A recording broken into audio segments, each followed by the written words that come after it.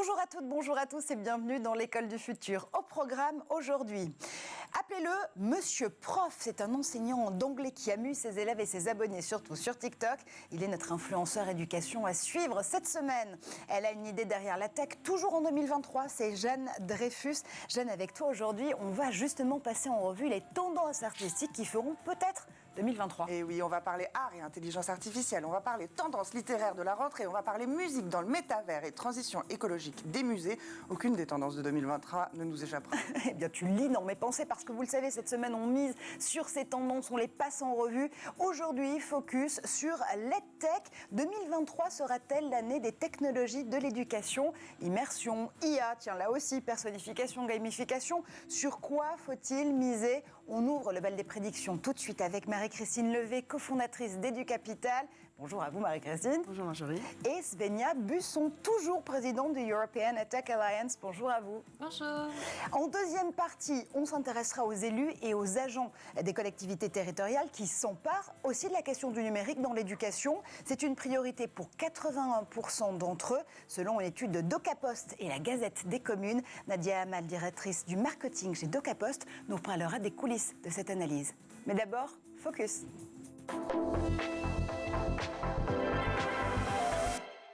Quand TikTok peut booster votre niveau d'anglais. Démonstration avec Monsieur Prof. Ses cours cartonnent auprès de ses 230 000 followers.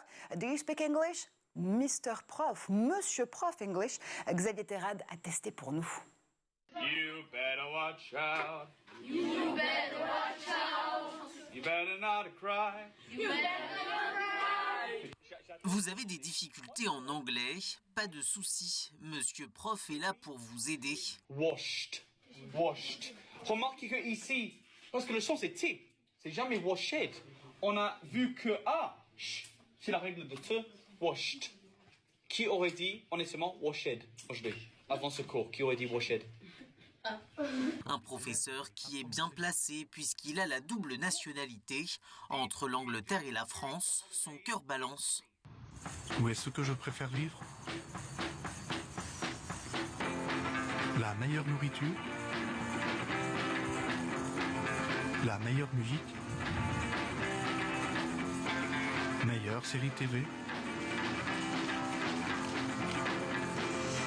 Le meilleur humour?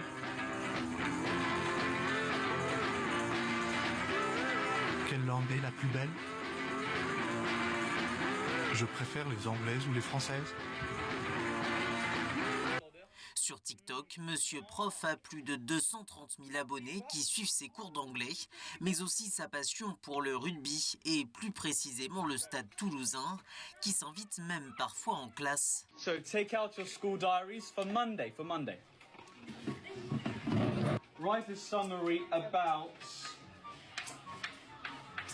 le Stade contre le Racing, 21h samedi soir. J'espère que vous allez tous regarder le match. Voilà. Est-ce que quoi? Est-ce qu'on est obligé de regarder le match? Yes. Monsieur Prof est souvent très drôle, alternant le look costume-cravate et panoplie de super-héros. Mais il sait aussi se montrer très sérieux quand il s'agit de parler de santé mentale. Si vous avez un souci, un problème, parlez-en avec vos parents, vos amis, vos professeurs. Ne vous sentez jamais seul, parce qu'on est là. On est là pour vous aider, on est là pour vous accompagner. Faites pas comme si rien n'était, parce que on ne sait pas, nous, ce que vous ressentez à l'intérieur. Si vous n'êtes pas bien un jour, il faut le dire, sinon on va exploser. Un professeur au grand cœur, également suivi sur Instagram par 5000 followers. Ben voilà, un cours réussi. En tout cas, nous, on s'est beaucoup amusé, Svenja. S'amuser pour apprendre, c'est la clé. C'est la clé, c'est la clé. Il faut apprécier aussi la personne qu'on a en face de nous. Et là, clairement, un prof comme ça, on ne peut que l'apprécier. Vous vous souvenez-vous de votre prof d'anglais, Marie-Christine? Oui, mais c'était catastrophique. Je pense que s'il y a bien un endroit où il y a besoin d'innovation, de vidéos, d'audio, etc., c'est bien l'apprentissage des langues. Ouais. On enseigne les langues de manière quand même très, très, très traditionnelle en France. Et c'est d'ailleurs pour ça que notre niveau en anglais n'est pas très bon par rapport aux enfants coréens, de Singapour, etc., qui pratiquent très bien l'anglais. Et la tech peut vraiment aider voilà, avec, par exemple, typiquement, il y a des plateformes qui proposent d'apprendre en regardant des films. C'est la meilleure solution pour apprendre. Avec des extraits de films, on peut faire plein de choses avec de l'audio, avec de la prononciation, etc. Donc, monsieur prof est sur la bonne voie. Toujours s'immerger dans la langue qu'on veut apprendre, en effet. Alors, ça nous permet de faire un coucou amical à Julie Boucon et Holio, qui fait des miracles, justement, avec sa méthode d'apprentissage de l'anglais grâce à cette application. Jeanne, la méthode de monsieur prof, t'achètes aussi? J'adore, j'ai trop envie de m'abonner à son compte, mais je sais déjà parler anglais. Mais bon. Bah voilà, alors tout va bien, tout va bien. Parce que je regarde beaucoup de films en anglais. Absolument. On va continuer à parler justement de la tech. Cette année 2023, que nous réserve-t-elle en matière justement de technologie, de l'éducation? On en parle tout de suite avec Svenja Busson et Marie-Christine Levet, bien sûr. C'est la première partie du talk. Et pour redonner toutes les clés justement de compréhension pour cette émission spéciale EdTech et Tendance 2023, Marie-Christine Levet, vous êtes la cofondatrice d'EduCapital, un des fonds d'investissement majeurs en France et surtout en Europe en matière d'éducation et de technologie de l'éducation. Svenja Busson, toujours présidente de European EdTech Alliance, un consortium de près de 2500 startups désormais et organisations du secteur de l'EdTech en Europe.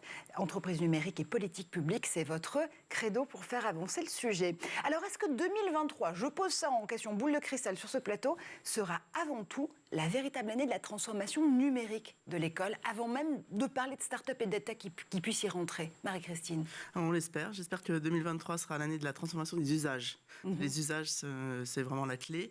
Et voilà, on attend de belles annonces du gouvernement sur deux sujets fondamentaux qui ont commencé d'ailleurs. Le premier, c'est la formation des profs. C'est crucial que les profs soient formés à l'EdTech. On l'a vu pendant toutes les périodes de confinement. Ce qui s'est passé, c'est que les profs étaient pas assez formés. Donc chacun s'est débrouillé et finalement a utilisé les outils des GAFAM pour supplanter ce qui n'existait pas. Donc maintenant, il y a eu beaucoup d'argent public investi pour lancer des solutions. Donc il faut former les profs. Et deux, voilà, il faut lancer les usages. Voilà, vraiment que les professeurs, les élèves s'accaparent des solutions EdTech. Et on attend beaucoup un fameux chèque EdTech qui permettra donc à chaque prof de pouvoir utiliser la solution EdTech dont il a besoin pour sa classe. Et on va suivre justement ces annonces du ministre au mois de janvier pour l'EdTech. Je précise notamment sur le match, le bras de fer GAFAM versus start-up européenne et française, que le gouvernement a rappelé il y a très peu de temps la doctrine justement du gouvernement en matière d'utilisation d'outils de plateformes américaines, en disant, sur une question notamment du député Philippe Latombe, en disant non, en l'occurrence, les suites Microsoft et Google ne sont pas les bienvenus à l'école et il faut justement s'employer à pouvoir utiliser le plus possible de solutions françaises et européennes. Alors oui, on est tout à fait, on pense qu'on va dans la bonne solution, mais pour faire ça, il faut avoir des champions français et européens et on en manque encore aujourd'hui puisqu'on a un marché encore compliqué à pénétrer pour les startups françaises. Donc oui à la suppression des GAFA, mais dans ce cas-là, il faut une belle alternative française et européenne et faire vraiment émerger des champions capables de rivaliser avec eux. Parce que pourquoi on utilise les solutions des GAFA, c'est qu'elles sont en général très faciles d'utilisation, et gratuites, très bien faites et très ergonomiques. Donc il faut pouvoir avoir des champions français qui aient vraiment des moyens de se développer et de faire des solutions concurrentes aux GAFAM. Si on ouvre au spectre européen que vous connaissez si bien, Svenja, est-ce que finalement on est un peu sur les mêmes questions? D'abord, une appropriation des usages qui a besoin de se démocratiser, et puis cette idée de se dire qu'il y a des solutions alternatives aux solutions américaines ou asiatiques qui peuvent parvenir aux écoles. On a de quoi rivaliser?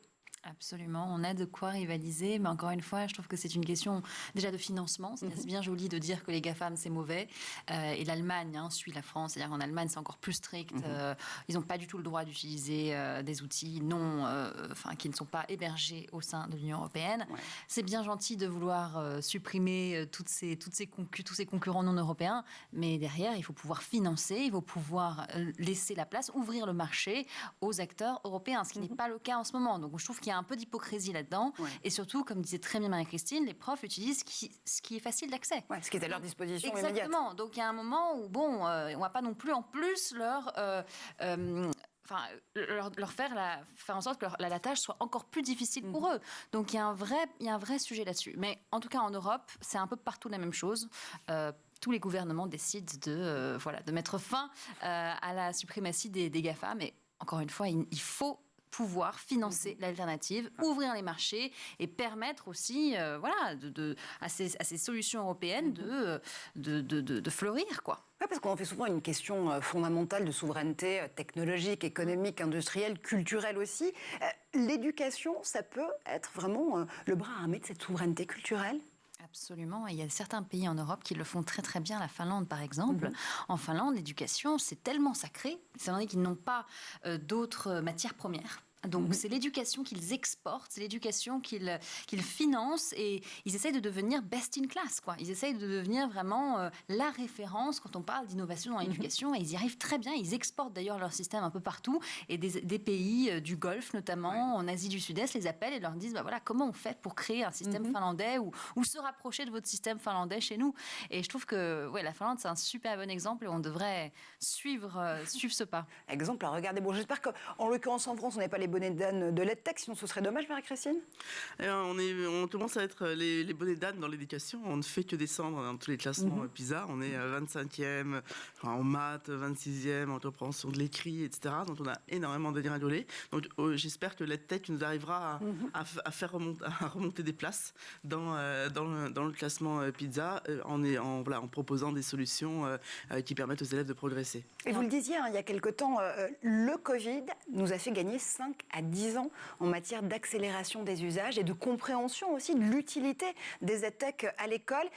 Une fois que, ça y est, ces 3 années de pandémie sont peut-être derrière nous, même si des vagues reviennent du côté du virus, est-ce qu'on peut dire qu'on a tiré les leçons, ça y est, complètement de ces périodes justement de confinement, de réappropriation, des outils de basculement de l'école en ligne, et est-ce qu'on peut enfin construire à partir de ces leçons? On est encore en train de les digérer au fur et à mesure? Moi, je ne sais pas, parce que c'est vrai que pendant le Covid, on a utilisé la technologie de façon opportuniste, parce qu'on ne pouvait pas faire autrement, on l'a utilisé, mais je ne pense pas que ça va changer énormément de choses dans les salles de classe aujourd'hui, puisqu'on est back to normal. Enfin, là, ça y est, on est en classe, il n'y a plus de blended learning, on n'a plus de digital.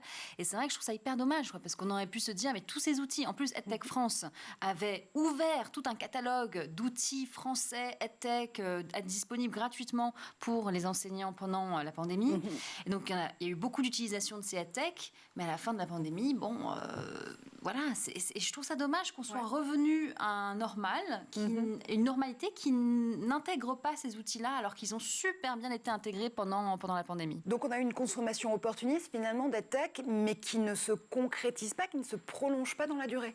Oui, on a un gros problème en France, et on n'a pas encore créé de marché EdTech. On n'a pas, pour créer un marché, il faut vraiment que celui qui utilise achète la solution. Et aujourd'hui, le marché de l'EdTech, il est très complexe pour toutes ces startups, puisqu'il y a en France 36 000 écoles, 18 000 établissements, 360 000 profs, et donc il faut pouvoir à un moment donné donner les moyens à celui qui fait la classe, donc le prof qui est l'élément essentiel, de pouvoir choisir l'outil dont il a besoin. Donc pour ça, on aurait besoin d'un chat EdTech, d'une plateforme EdTech qui permette vraiment de rentrer les usages dans l'école. Parce qu'aujourd'hui, on va d'expérimentation en expérimentation. On n'arrive pas à créer, vraiment à passer à l'échelle, comme le fait par exemple la Finlande dont on parlait. Donc on a vraiment besoin d'ouvrir et de créer les conditions d'un marché, puisque effectivement, beaucoup de gens ont utilisé des solutions EdTech pendant ces périodes de confinement et sont revenus effectivement à la normale, faute souvent d'équipement, de connectivité, de formation et de moyens aussi pour acheter ces solutions. Pour pouvoir, la réalité aujourd'hui dans les salles de classe, j'étais dans une salle de classe avant-hier, j'intervenais devant des élèves et c'est vrai que je parlais à des profs et ils me disaient mais nous on a peur du numérique, c'est-à-dire qu'ils sont toujours là avec leur téléphone, du coup on diabolise un peu l'outil numérique et donc là ce qu'ils voudraient dans cet établissement c'est interdire complètement les téléphones. Je dis mais en fait on va pas dans la bonne direction, pourquoi on ne forme pas les profs à utiliser le numérique de façon pédagogique en classe et utiliser tous ces téléphones, on peut en faire des choses extraordinaires. Et non, en fait, on préfère diaboliser, interdire, supprimer. Je dis, mais c'est pas du tout l'idée, quoi. Je veux dire, ces enfants-là, la génération qui est à l'école aujourd'hui est née avec le numérique, est née avec des téléphones dans les mains presque. Donc, il faut absolument... Donc, on ne pourra pas les supprimer. Non, c'est pas possible, ça fait partie de leur vie, quoi. C'est une extension de leur bras droit, donc... La question est donc plus, si je vous entends bien, de savoir pour les enseignants et les enseignantes comment transformer le temps d'écran en un temps d'apprentissage effectif. Exactement, oui. Ou pour les parents. Ou pour les parents aussi, absolument. Parce qu'il y a un continuum de l'utilisation des écrans de l'école à la maison. On parle de l'utilisation des GAFAM dans les salles de classe, mais à la maison, deux tiers de la génération Z considèrent YouTube comme son premier moyen d'apprentissage. Absolument. Donc il y a aussi une éducation à la maison, à qu'est-ce qu'on peut faire d'utile avec ce téléphone qui est effectivement rentré dans tous les foyers, dans la main droite de tous les enfants. Sur la condition de création de ce marché unifié et ouvert en même temps de la tech dont vous parlez, Marie-Christine. Je vais faire référence à France Digital qui, sur d'autres secteurs tech, parle souvent d'une nécessité d'appuyer sur la commande, justement, publique pour accélérer certains secteurs. Est-ce que ce serait approprié, notamment au secteur tech, avoir recours à plus de commandes publiques pour pouvoir justement faire entrer la tech à l'école? Ah oui, parce que la commande, parce que l'éducation est publique en grande majorité en France, et surtout si on ne veut pas arriver à une éducation à deux vitesses, où les écoles privées s'équipent de beaucoup d'aide tech et le public s'équipe de moins d'aide tech. Donc la commande publique est clé. Il y a des commandes publiques, il commence à y avoir des contrats. Il y a un beau contrat là qui a été fait par l'Éducation nationale pour la rentrée de seconde, pour de remédiation seconde, pour aider tous les élèves en difficulté qui arrivent en seconde à rattraper leur niveau. Donc la commande publique est essentielle. Mais ensuite, derrière cette commande publique, il y a une énorme complexité du marché de l'EdTech, puisque pour la primaire, c'est la mairie qui commande. Donc, pour le collège, c'est le ministère. Et pour la région, c'est le lycée. Donc c'est vrai qu'à un moment donné, et toujours celui qui commande n'est pas celui qui utilise. Donc c'est vrai qu'il faut de la commande publique. Et derrière, il faut aussi plus de liberté pédagogique donnée aux professeurs. Ce qui se passe sur le livre papier. Tous les professeurs se réunissent chaque année sur le livre papier et disent voilà, quel est le livre qu'on veut utiliser cette année pour la biologie. Il faut faire ça en disant voilà, est-ce qu'on veut utiliser le livre, si on veut plutôt utiliser une solution EdTech, et vraiment ancrer ce principe de liberté pédagogique. Ce patchwork, ou ces 50 nuances finalement de prise de décision sur la commande avec les collectivités locales et territoriales, c'est source de complexité en France par rapport à d'autres pays, Svenja? Alors, c'est complexe dans tous les pays. Ouais. C'est vrai qu'en France, on a un système très centralisé quand même, il faut le dire. C'est que dans d'autres pays, par exemple en Allemagne, c'est un peu plus simple. Il y a 16 États. Chaque État a son budget pour le digital, etc. Donc, il y a vraiment... En Angleterre, c'est encore plus simple parce que chaque école a son propre budget EdTech et donc les startups peuvent aller vendre dans chaque école leurs solutions si elles le souhaitent. En France, oui, il faut une commande publique qui est très lourde. Souvent, et jusqu'à... il n'y a pas très longtemps, c'est les grands éditeurs qui gagnaient ces commandes publiques grâce à EdTech France qu'on a fait émerger. Donc des majors de l'éducation, si je l'entends bien. Absolument. Donc on réplique la logique de GAFAM versus startup. Oui. Oui, sauf que c'est pas vraiment des GAFAM parce que c'est des acteurs francophones, etc. Des majors du secteur. Exactement, mais c'est des énormes entreprises qui accaparent tout un marché. Alors que maintenant, ce qu'on voit, c'est qu'elles ont besoin des startups et il y a plein de belles collaborations qui se créent entre des éditeurs scolaires et des startups. On le voit de plus en plus, mais EdTech France a vraiment réussi, en fédérant la filière, à créer une voie pour les startups. Aujourd'hui, c'est un acteur essentiel. Quand le ministère veut prendre une décision, il consulte EdTech France et ça, c'est important. Mais je suis d'accord, mais on reste encore trop dans l'expérimentation. On va d'expérimentation en expérimentation et à un moment donné, il faut passer à l'échelle. Il faut vraiment créer les conditions d'un marché. Ce qu'ont fait beaucoup les pays comme la Finlande, on en parlait, vraiment en donnant cette liberté pédagogique de choisir l'outil dont on a besoin. Il faut vraiment créer les conditions d'un marché et simplifier beaucoup la commande publique. Elle est très compliquée, cette commande publique. Liberté pédagogique, je crie ton nom. Je vais faire référence au livre des tendances 2023 de l'ADN, l'excellente revue dont on recevait la rédactrice en chef pour ce livre de tendances. Carolina Thomas était en tout début de semaine, vous vous souvenez, quand on mettait justement en place cette semaine spéciale tendance dans l'école du futur. L'ADN et son livre de tendances consacrent justement une grande partie à l'enseignement qu'ils ont appelé vers un autre enseignement pour une architecture pédagogique en adéquation avec les grandes mutations. Et ce chiffre, selon l'UNESCO, 69 millions d'enseignants devront être recrutés dans le monde d'ici 2030 pour que chaque enfant puisse être scolarisé et bénéficier de l'enseignement délivré en primaire et en secondaire. L'EdTech, c'est une chance pour justement combler ce manque d'enseignants, combler ce vide, les aider justement à rattraper.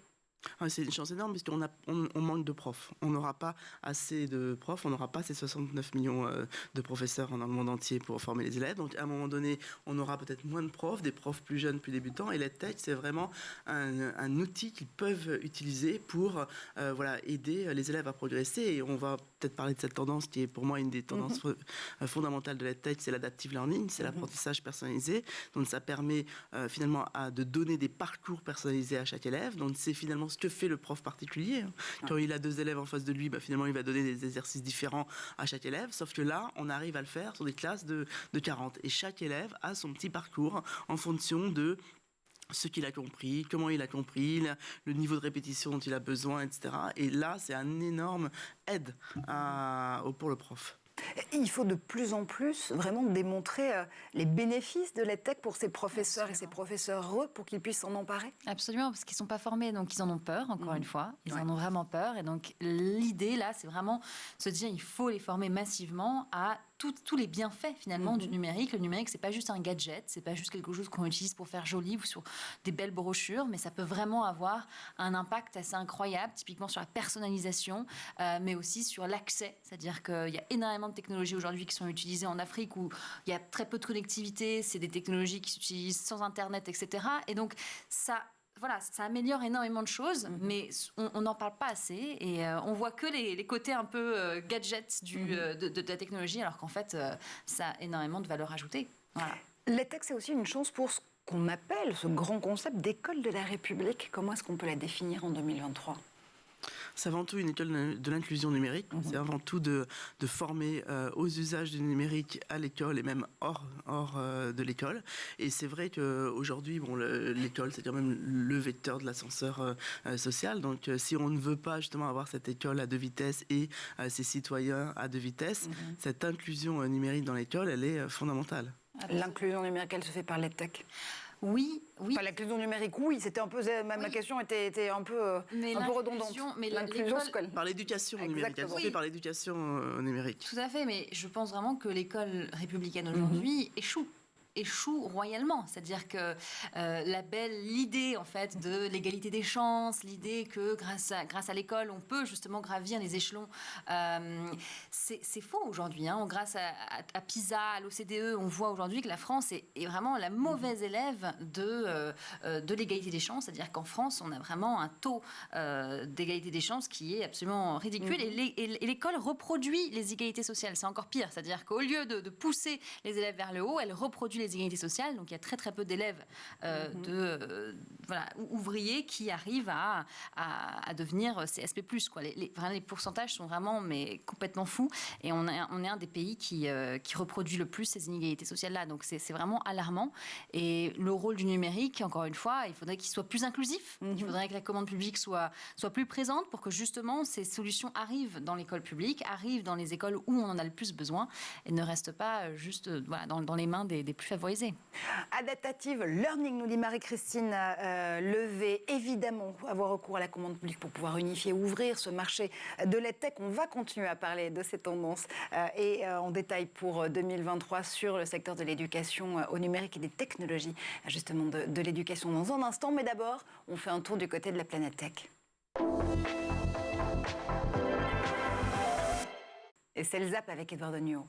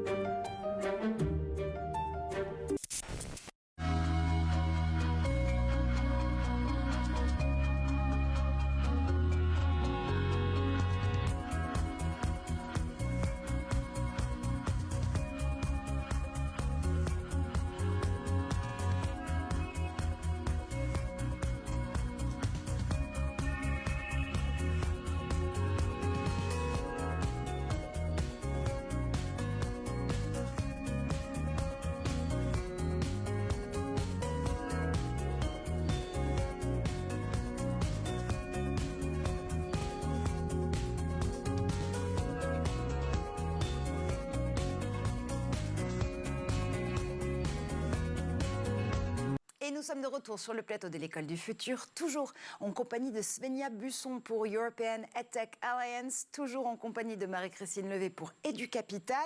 Nous a rejoint par Skype Nadia Amal. Nadia, vous êtes la directrice marketing adjointe de DocaPost. Vous allez nous révéler une étude que vous avez effectuée avec la Gazette des communes sur l'implication des agents des collectivités territoriales et des élus dans l'EdTech et l'éducation au numérique. On en parle avec vous dans un instant, mais d'abord, Jeanne Dreyfus a une idée derrière la tech. Et Jeanne, aujourd'hui, avec toi, on boucle cette semaine de Tendance en beauté puisque tu t'es intéressée aux tendances artistiques, culturelles et numériques de 2023. Et oui, Marjorie, tout à fait. Mais tout d'abord, il faut quand même que je vous fasse une petite confession. Quand on m'a demandé de chroniquer sur les tendances culturelles de 2023, je ne savais pas comment, par quel bout prendre cette chronique. Et dans mon désespoir, j'ai demandé à la star de la fin de l'année dernière, ChatGPT, si le robot, donc, qui parle de façon humaine, s'il ne pouvait pas me filer un petit coup de main, pour ne pas dire s'il ne pouvait pas faire ma chronique, et en lui demandant quelles seraient les tendances artistiques de 2023, à quoi il m'a répondu qu'il ne m'aiderait pas à faire de ma vie une imposture, puisqu'il est entraîné avec des données qui s'arrêtent fin 2021. Flûte alors, mais qu'à cela ne tienne, écoutez, ce n'est pas grave, je vais quand même vous livrer mes tendances culture pour l'année 2023, garantie 100% production humaine. Absolument. Alors, grâce à cette exceptionnelle intelligence humaine, quelles sont les tendances que tu as pu identifier? Eh bien, on va jouer à un jeu, tiens. Alors, on va jouer au jeu de Si j'étais. Le jeu de Si j'étais, c'est Si j'étais une technologie qui allait occuper les artistes en 2023. Qui serais-je? Je serais la déferlante de Midjourney, de DALL-E, de Stable Diffusion, tous ces générateurs d'images avec lesquels les internautes ne cessent de s'amuser. Et justement, le Guardian a demandé le 1er décembre 2022 à plusieurs artistes professionnels de produire des œuvres en utilisant ces logiciels Text to Image. Parmi eux, on avait le célèbre couple d'artistes britanniques que vous aurez reconnu, Gilbert et Georges. Mais l'approche la plus intéressante, selon moi, revenait à Elizabeth Price, qui, elle, a préféré questionner, en fait, la machine pour tenter de comprendre ce qu'elle était. Elle lui a posé la question « Que comprends-tu de l'identité raciale ?» À quoi la machine a produit cette image. Tiens, un couple de sœurs qui montre une troisième personne en photo. Comme si le fait de questionner une identité passait par la représentation déjà. Et surtout, ça a donné donc des figures de jeunes filles noires. Comme si, quand on parlait d'identité raciale, ça renvoyait à une personne de couleur en opposition à ce que serait le curseur d'un humain blanc. C'est notre inconscient donc collectif que Price, Elisabeth, interroge à travers ce gigantesque lot de données sur lesquelles sont entraînées toutes ces IA de générateurs d'images. Extrêmement intéressant. La tendance numéro 1 que tu révèles et que tu as repérée pour nous, c'est ce questionnement par les artistes de toutes ces avancées phénoménales en matière d'intelligence artificielle. Ça, c'est fait. Quoi d'autre? Alors oui, on repart sur le Si j'étais. Si j'étais un chiffre, je serais 800 milliards de dollars. À quoi correspond-il? C'est ce que pourrait peser, selon l'estimation de Bloomberg Business, le marché du métavers d'ici à 2024. Et là-dedans, à elle seule, l'industrie de l'événementiel live pourrait représenter 200 milliards de dollars, décrypte le bureau d'analyse américain. La culture, évidemment, ne peut que s'y engouffrer et les concerts métavers arrivent. Après celui qui avait fait grand bruit, celui de Travis Scott dans Fortnite, prochaine date, Maître Gims avec Dadju, avec leur fanbase commune. Attention, on dit Gims, il va te tuer. Oh là là. On dit Gims. Maître Gims. Donc, Gims tout court. Gims, on dit pas Maître? On n'est pas oui, Maître. mais c'est mon Maître, donc bon, ok. Donc, bref, prochaine date, Gims et Dadju, avec leur fanbase commune de 17 millions de personnes. Les deux artistes comptent bien enflammer le dance floor virtuel. Rendez-vous le 26 janvier, donc, pour Gims et Dadju sur la plateforme Be In Meta. Alors, Maître Jeanne, quelles sont les autres tendances 2023 pour la culture? Est-ce qu'elle sera totalement numérique cette année? Eh bien non, pas tout à fait. Certaines productions véritablement matérielles ont encore quelques beaux jours devant elles. J'en arrive donc à mon Si j'étais une mode en librairie. Tiens, je serais quoi? Alors, ce serait Réponse, le roman graphique. On est Trendspotter ou on ne l'est pas Marjorie. D'après un article du JDD signé Laetitia Favreau, le roman graphique est donc l'enfant roi de cette rentrée 2023. Bande dessinée qui nécessite un marque-page, d'après les mots de Art Spiegelman. Ce genre s'émancipe de la règle du 48 cc, c'est-à-dire celle de la BD, 48 pages cartonnées, couleur. Et ce roman graphique, eh bien, il s'accorde une infinité de libertés visuelles, mais aussi dans les thèmes. La liste est infinie, donc je n'en ai choisi qu'un seul. Ça s'appelle Anna et c'est signé Mia Oberlander, prix BD des étudiants France Culture et Un Rock, parce que c'est une jeune auteure et que ça parle d'une façon hilarante du complexe d'être une femme grande. Ça parle donc de rapport à la norme, ça parle de rapport à la construction de soi, et c'est génial et je vous invite à courir l'acheter. Eh ben, on va le faire absolument dès la sortie de cette émission. Un jeu, un chiffre, une mode.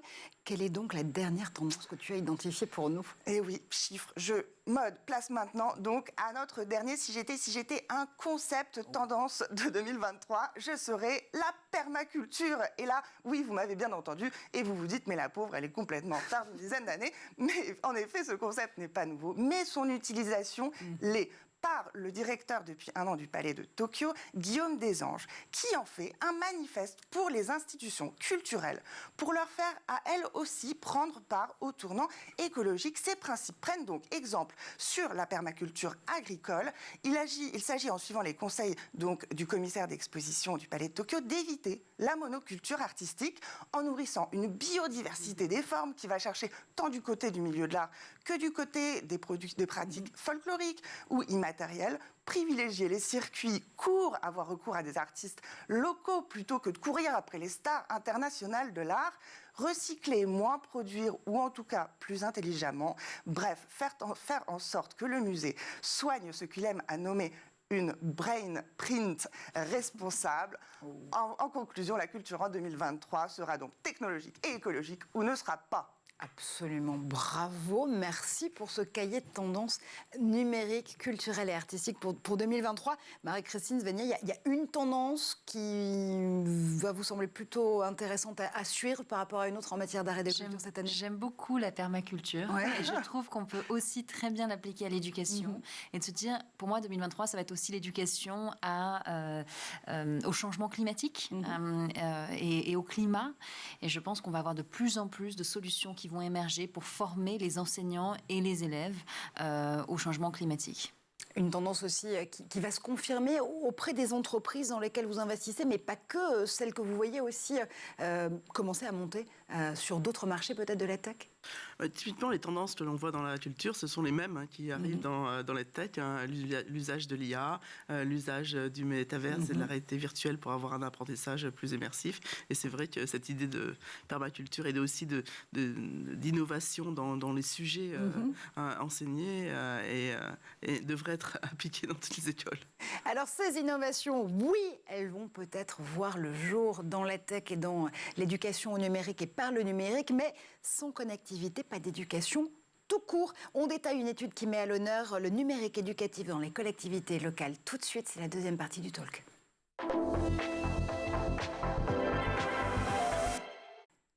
Et pour en parler, Marie-Christine Levet, Svenia Busson sont toujours avec nous, bien évidemment. Et on accueille tout de suite Nadia Amal. Nadia, vous êtes directrice marketing adjointe chez DocaPost. Merci d'être avec nous. Rappelez-nous déjà ce qu'est DocaPost et quelles sont ses activités dans l'éducation, parce qu'on la connaît évidemment comme la filiale numérique du groupe La Poste. Mais quel est l'objet exactement de DocaPost en matière d'éducation ? Oui, alors DocaPost est le numérique éducatif, mais je vais vous citer un nom et tout le monde va me dire « mais oui, je connais ». C'est-à-dire qu'aujourd'hui, Pronote est une solution de DocaPost depuis 2020 et c'est la solution aujourd'hui la plus déployée dans les collèges et les lycées, puisque plus de 80% des collèges et des lycées utilisent Pronote et avec plus de 17 millions d'utilisateurs. Donc je dirais qu'aujourd'hui, c'est l'application de vie scolaire qui est la plus utilisée au quotidien. Et peut-être pour vous faire sourire un petit détail, c'est la 5e application la plus téléchargée par les jeunes. Effectivement, après Snapchat, Instagram et TikTok, mais vous voyez que c'est vraiment ancré aujourd'hui dans le quotidien des Français.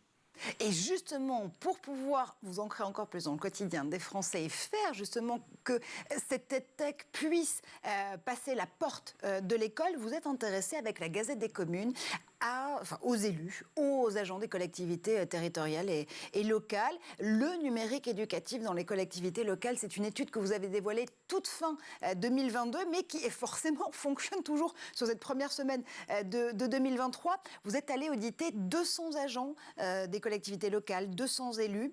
Vous livrez des chiffres qui sont absolument étonnant. 81% d'abord, et ça c'est une bonne nouvelle, des élus interrogés indiquent que le sujet du numérique pour eux est une priorité, et particulièrement le numérique à l'école. Mais pour autant, ils sont 30% à estimer être très en retard en matière de maîtrise des équipements, de services ou encore de ressources numériques. Qu'est-ce qu'ils vous ont dit exactement ? Oui, alors déjà, ce qui est très important de noter, c'est que comme vous le disiez, 81% des élus considèrent utile de continuer le développement et le déploiement des solutions numériques à l'école. Et je pense qu'après la crise Covid que nous avons traversée, eh bien, il nous paraissait de toute façon évident que ce chiffre serait à la hausse, puisque c'est quand même grâce au numérique pendant le confinement qu'on a pu garantir et assurer une continuité pédagogique pour nos enfants, même si elle n'était pas parfaite, elle était là et c'est ce qui nous a permis de pouvoir continuer à faire école. Donc aujourd'hui, je crois que le numérique éducatif, c'est devenu une priorité pour tous. La question, c'est comment on la gère au quotidien. On voit bien que les enjeux sont importants autour du numérique éducatif. C'est à la fois favoriser l'apprentissage, qui est bien sûr l'enjeu très fort que les collectivités ont bien compris et elles mettent en œuvre, en tout cas, un équipement qui permet de le faire. Et en même temps, ça doit faciliter la vie au quotidien dans les écoles et donc de l'ensemble de la communauté pédagogique. Et c'est clairement ces enjeux-là qui sont ressortis d'études. Mmh. Le fait qu'ils identifient de façon, encore une fois, extrêmement simple, extrêmement déclarative, qu'ils sont en retard, encore une fois, du côté des équipements, des services, des ressources numériques. Ça veut dire quoi ? Qu'est-ce qu'ils demandent exactement, ces élus et ces agents des collectivités territoriales à l'État ? D'avoir plus de budget, tout simplement, de budget de fonctionnement pour pouvoir être à la hauteur en matière de connectivité et d'équipement. Encore une fois, on le sait, pas de connectivité, pas d'Internet dans les écoles, pas d'équipement qui fonctionne, pas d'EdTech.